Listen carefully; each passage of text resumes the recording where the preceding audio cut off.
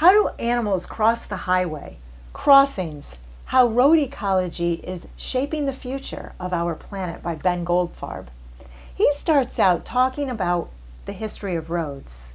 They started out as animal paths and then were used by indigenous people, and then wagons and bikes, and when cars came along, they became surface roads, allowing for more speed and less time for animals to get across.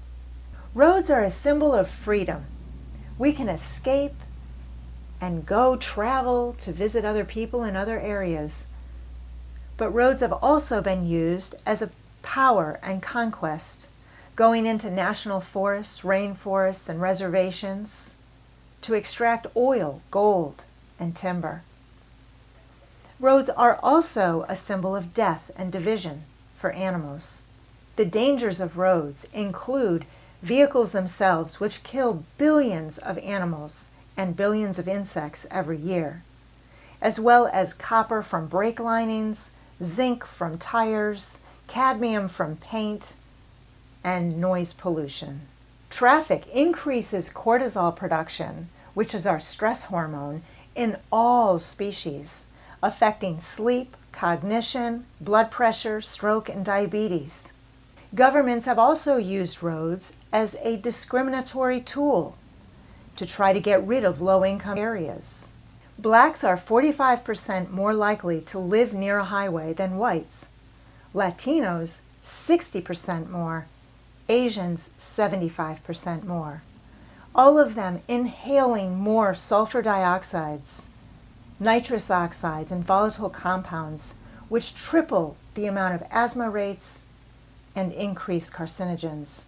Roads have contributed to ecosystem failure, destroying habitat and polluting. We need the animals and the amphibians in our ecosystem for us to survive. But we also need the roads. By 2030, 10% of the Earth will be covered by cities. And in 2019, scientists said we need to start protecting 30% of the Earth in order to stave off ecological collapse.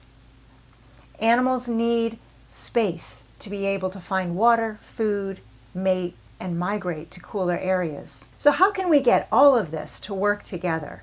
Goldfarb tells us about crossings or corridors, which are landscaped areas to help non-human species get across to the other side of the highway, because today's highways are too busy to even give them a chance. Deer and smaller animals will use underpasses, but grizzlies and pronghorn will only use bridges or overpasses. Crossings in Wyoming has been a bipartisan project, and it has resulted in healthier herds, less vehicle crashes, less car insurance, and less medical bills. Other ideas include designing buildings, roads, and neighborhoods with animals in mind, removing or widening culverts so that salmon can swim upstream, and sometimes putting in a little shelf so that the smaller animals can get across. Reducing the speed to less than 35 miles per hour in certain areas at certain times. And maybe closing some roads at night in certain areas because that's when most of the animals are migrating.